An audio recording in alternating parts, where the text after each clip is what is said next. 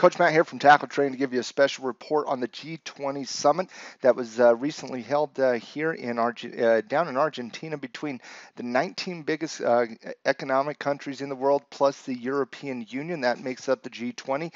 They account in the importance of the G20, which has been held every year for the past 10 years, is basically where all these countries get together to discuss trade, to discuss restrictions, to discuss parameters on deals and create new deals and have discussions and bring closer together.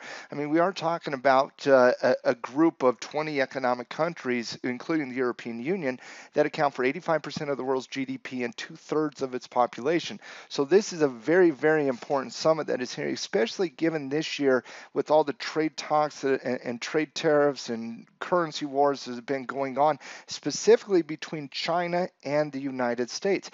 And there were some widely anticipated discussions that were going to happen. The new NAFTA deal called the USMCA was going to get signed down there. You had an agreement with Russia and Saudi Arabia to renew their oil cuts that they agreed to last year, and they're going to extend that, although we don't know how deep those cuts will go because they haven't released any parameters or any specifics regarding that deal. So that's another thing that we just don't know for certain yet, but that should give a short-term support to oil. OPEC will later meet this week, and they're going to certainly announce some degree of cuts coming out of OPEC as well to hopefully help stabilize that commodity that has been absolutely trounced over the course of the last month or 2 months. And then you obviously had President Xi Jinping and President Trump out of the U.S. meet on Saturday night for a very important dinner. We laughingly called it the dinner date during the halftime report, but it was a very important meeting on the two largest economic countries in the world, who have had an escalation of trade war after trade war and talk after talk after talk. And they came to some agreement over that dinner date between the two presidents of China and the U.S. respectively, to the point where Trump agreed to put a delay in the actual where President Trump agreed to put a delay of 90 days in the proposed increase or escalation to 25% tariffs on $200 billion worth of Chinese goods that we import into the U.S. There's also $267 billion of more goods that President Trump could have targeted.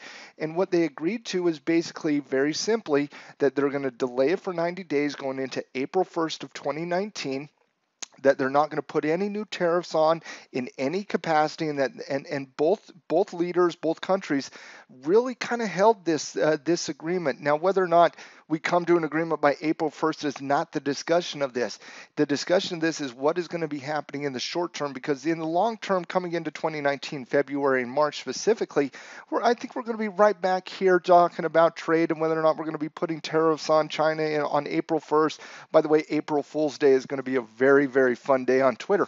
But outside of that, look at the short term. The U.S. agreed to not put more trade tariffs on China. China agreed to buy more industrial goods, more agricultural goods, and specifically start doing that right now. And so the positive nature of this coming out of this dinner is very positive for the short term, in my opinion. And what I wanted to do is I wanted to look at kind of how these deals that really kind of were shaping on Friday and Saturday specifically, how they're being impacted in the market here on Sunday when we have the international markets opening up out of Asia. We have them opening up out of Sydney and New Zealand. The currency market is open up. The futures market is now opened up. And so I want to do a quick little report and video just kind of showing you kind of what I'm seeing here. First and foremost, let's look at the equity market. The agreement between President Xi and President Trump is seen as a positive for equities, and not just equities in the U.S. China's market has been just absolutely rocked year to date. If you look at the FXI, which is the ETF for the Chinese market, iShares Chinese markets, you can see how that has just been in a tremendous bearish downtrend for the course of the February on, with about a 20% decrease in price. over the course of the last little while, we've been seeing some subtle shifts in the emerging markets, the Chinese markets, and we're seeing a little bit of trend start to show trend reversals here. We've been looking at this in the halftime report, and we're starting to see possibilities of a Chinese trade, bullish trade coming out here, playing a little bit of catch up. Look for that to break out of that resistance before we're looking at anything. But you have a clear resistance channel. You short term, you have a clear resistance right there at about 42.10, 42.20. You see price break up above those levels, and that should be a tradable signal to almost any trader out there. Look at BABA, look at the VIPs, look at these Chinese tech companies, Tencent, JD.com. If the Chinese market does in fact rotate, a lot of these stocks are very, very good stocks, and you could and now they're undervalued given the fact of what has happened in 2018. So keep an eye on Chinese tech, keep an eye on FXI. The response to the agreement or the proposed delay has been positive in the equities markets, and not just once again in the U.S. but around the world as well. So keep an eye on FXI. Also, in terms of this deal, specifically regarding the Forex market, when you're looking at the Forex market and specifically two currencies, and the two currencies I'm talking about are the New Zealand dollar and the Australian dollar. Both these currencies, and primarily the Australian dollar, but both of these currencies have been rocked year to date, given the Chinese and the U.S. They've kind of been caught up in the middle, right? The Chinese, the two big brothers are fighting, the Chinese and the U.S. And then you have Australia and New Zealand, and you have other countries that do tremendous trade with China. I mean, we're talking about the number one exporter in the world in China, and with Australia, we're talking about one of the number one gold producing countries in the world who loves to do a lot of trade deals with China. In fact, China buys more gold from Australia than almost any other country out there in the world. And so the Chinese economy has struggled a little bit given these tariffs and the trade wars, and the Australian dollar has also kind of been caught up into that. But what are we seeing in the trend? We're seeing a tremendous downtrend reversing over here. So looking at the Australian dollar, you can kind of see that Australian dollar now start to show a little bit of price appreciation. This is obviously FXA, which is the ETF that equity traders can kind of look at. But if you look on the futures market, look what's happening here. Look, and we'll come back to FXA real quick. Okay, so FXA, here's what was happening on the Friday close. It kind of was just hanging out, sitting over there at that resistance right there, about 73.50. But if you look at the actual market, because the futures market is now opened up, the Australian dollar is trading. Look what's happening. A gap up, breaking out of that resistance area. That is a tradable signal, so keep an eye on the Australian dollar. Also keep an eye, and we're just looking at positives here, but keep an eye on the New Zealand dollar as well. This is the number one currency that we have rated in the Forex report for the last couple weeks. I've been absolutely loving what's happening with the New Zealand dollar over the course of the last 2 months, and yet again, look at that breakout. That breakout is significant in my opinion, not solely because it's breaking out of out of daily resistance right there at about 0.6900, but it also is getting back up above that 200-day moving average as well. And so if I pull on the 200-day moving average just to kind of show you this, not 200, simple moving average. So if I pull this 200-day simple moving average on, and I have to kind of change the parameters here for a second, just okay, apply, and then okay. Look what's happening. There's that 200-day moving average. It's breaking out and gapping above that 200-day moving average. Keep an eye on the short-term impact on the market, on the Australian dollar, on the Chinese ETFs and Chinese tech stocks. Keep an eye on the New Zealand dollar as well here. I like what we're seeing in everything so far in the initial response to both the market, the New Zealand dollar, as well as the Australian dollar. If you look at just the dollar itself, and we'll look at the euro dollar here. If you look at just the dollar itself, it's just kind of hanging out. Not a lot of action really happening on the U.S. dollar so far. But we are seeing some movement in the Aussie dollar. We're seeing some movement in the New Zealand dollar, and outside of that, it's pretty much mixed. The dollar is showing a little bit of price appreciation against the Japanese yen, though, and that's to be understood. If you're talking about the coming out of this G20 summit hearings and things are going back to normal, and and we're going to have a reprieve, and we're going to have a Santa Claus rally, and all that jazz. Okay. Well, then it goes to reason that the Japanese yen might show a little bit of weakness against the New Zealand dollar, against the Australian dollar, against the United States dollar, because the Japanese yen is the safe haven currency for the Asian markets. And so the dollar is appreciating a little bit against the yen. Keep an eye on that 114 level against the yen.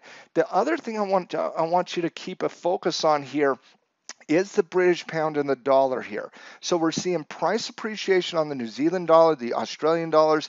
Equity markets around the world will respond bullish in the short term. We don't know what's going to happen in the long term. In this market condition, long term might mean Tuesday. But in the short term, the markets are going to see this as a positive. But keep an eye on this. The New Zealand dollar, the Australian dollar are two great currencies right now. I'm very worried about the British pound. If the pound breaks 1.27, closes underneath that level, the pound should continue to go down. Look for perhaps, and this is where currency traders can get a little creative, where they're saying, okay, I love the New Zealand dollar, I love the Australian dollar, not really a fan of the pound. Perhaps a bullish trade on the New Zealand dollar, Australian dollar, coupled with a short on the British pound versus the US dollar could offset some of that risk. But keep an eye on that 127 level on the pound. Keep an eye on equity markets around the world. Keep an eye on the Australian dollar as well as the New Zealand dollar specifically. Another thing that I'm kind of looking at here is /ZS, and that is specifically soybeans.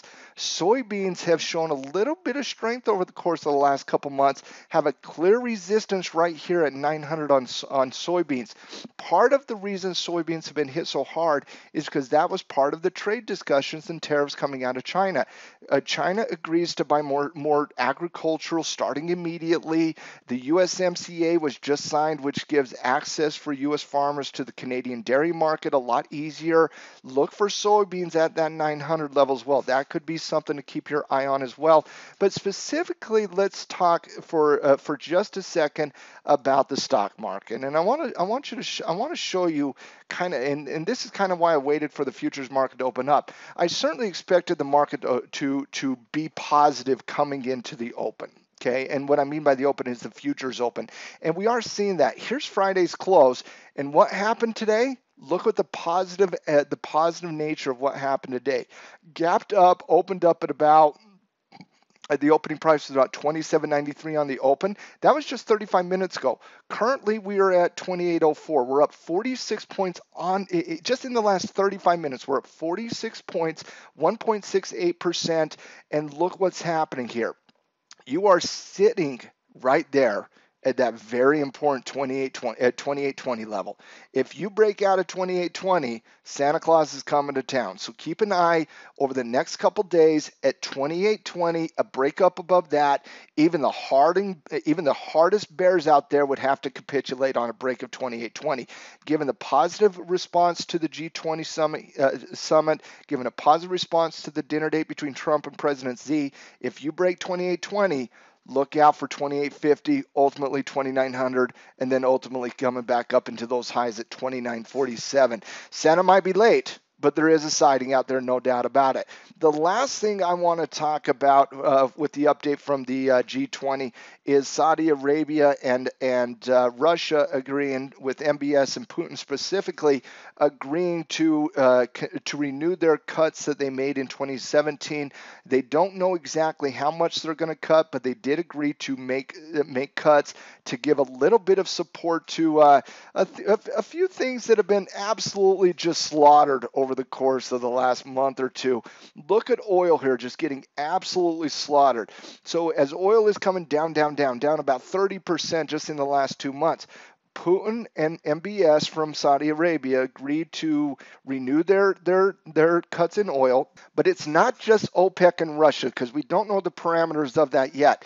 It is widely expected for OPEC, who is meeting later this Thursday, to also agree on cuts, and it looks like that is unanimous in what I am seeing. So for the short term, oil should see a little bit of support coming out of the economics of the situation with the cuts that are coming out of Russia, Saudi Arabia, and OPEC by and large, which is basically the king of oil. So in looking at that, obviously you're going to see a little bit of bounce. But unlike, and this is what I want you to keep an eye on, unlike the S&P who's gapping up and starting to run, unlike the Australian dollar who's breaking its resistance, unlike the New Zealand dollar that's breaking its resistance right now, oil's gapping right into a trend line that is very, very significant. And in my estimation, the short-term support that oil will get is not offset by the global lack of demand. And global lack of demand, remember, they did this in 2014, they did this in 2015, but when global demand retreated, so did oil. It went from 107 all the way down to 27. So before everybody jumps on board with the pro-oil trade, remember that this could just be short-term, and we're going to have to make sure that we see some degree of confirmation. I am certainly not a buyer. I am absolutely still looking to short oil. I will not short oil anywhere above $50 though. So above $50, there is no trade for me. Under $50, all bets are off. So I hope this helped you understand, what was happening over the weekend with the G20. I hope it understood the impact to the market. And as always, we'll be in the halftime show every single day over there on Tackle Trading's YouTube channel. You can also hit me up on Twitter at MattJustice13, as well as over there in the Tackle Trading Clubhouse as well. Until then, I'll see you in the halftime report.